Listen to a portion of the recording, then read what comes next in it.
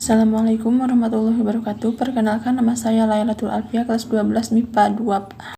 Pada kesempatan kali ini saya akan menjelaskan keadaan pada saat masa demokrasi liberal, baik sejarah ideologi, politik, ekonomi, sosial, budaya, dan pertahanan dan keamanan. Keadaan ideologi liberal mendukung hak-hak individu, demokrasi, sekularisme, kebebasan berbicara, kebebasan pers, kebebasan beragama, dan ekonomi pasar. Hak individu diakui oleh negara, termasuk hak untuk menguasai hajat hidup orang banyak, rakyat, dan untuk rakyat. Tetapi pada ideologi ini individu yang secara ekonomi berada di atas akan lebih menguasai yang lebih.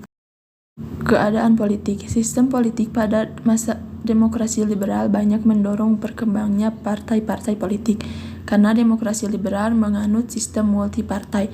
Keberadaan partai-partai politik pada pemerintah Indonesia sedang menduduki masa panas-panasnya. Partai besar pada masa demokrasi liberal antara lain Partai Nasional Indonesia, Nahdlatul Ulama, Masyumi, dan Partai Komunis Indonesia. Pada masa ini telah terjadi pergantian kabinet di mana partai-partai politik terkuat yang mengambil alih kekuasaan. Partai terkuat dalam parlemen saat itu adalah PNI dan Masyumi. Terjadi 7 kali pergantian kabinet dalam masa demokrasi liberal. Susunan kabinet pada masa demokrasi liberal adalah sebagai berikut. 1. Kabinet Nasir pada 16 September 1950 sampai 21 Maret 1951. 2. Kabinet Sukiman 27 April 1951 sampai 3 April 1952. 3. Kabinet Wilopot 3 April 1952 sampai 3 Juni 1958. 4. Kabinet Ali Sastroamidjojo 1 31 Juli 1953 sampai 12 Agustus 1955. 5. Kabinet Burhanuddin Harahap 12 Agustus 1955 sampai 3 Maret 1956. 6. Kabinet Ali Sastroamidjojo 20 Maret 1956 sampai 4 Maret 1957. 7. Kabinet Juanda 9 April 1957 sampai 5 Juli 1959. Keadaan ekonomi. Perkembangan ekonomi pada demokrasi liberal tidak menunjang arah yang stabil. Anggaran pemerintah mengalami defisit atau kekurangan. Defisit itu disebabkan antara lain oleh beberapa hal berikut ini. 1. Pengeluaran pemerintah yang semakin meningkat karena tidak stabilnya situasi politik. 2. Pemerintah tidak berhasil meningkatkan produksi dengan menggunakan sumber-sumber yang masih ada. 3. Politik keuangan dirancang di Belanda sebagai akibat dari politik kolonial Belanda. Kehidupan ekonomi Indonesia hingga tahun 1959 belum berhasil dengan baik dan tantangan yang menghadapi cukup berat.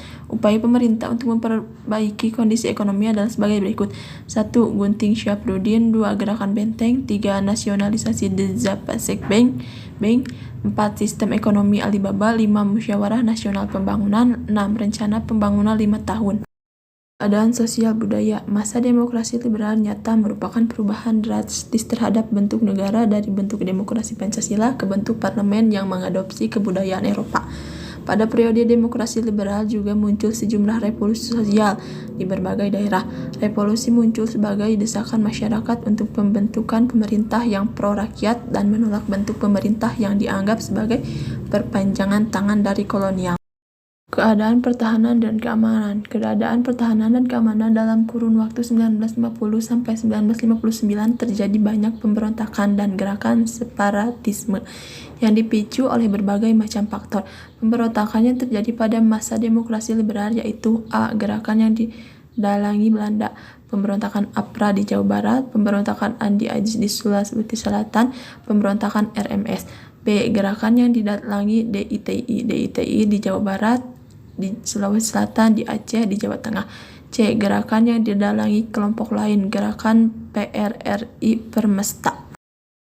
Mungkin cukup sekian yang dapat saya sampaikan. Kurang dan lebihnya mohon maaf. Terima kasih. Wassalamualaikum warahmatullahi wabarakatuh.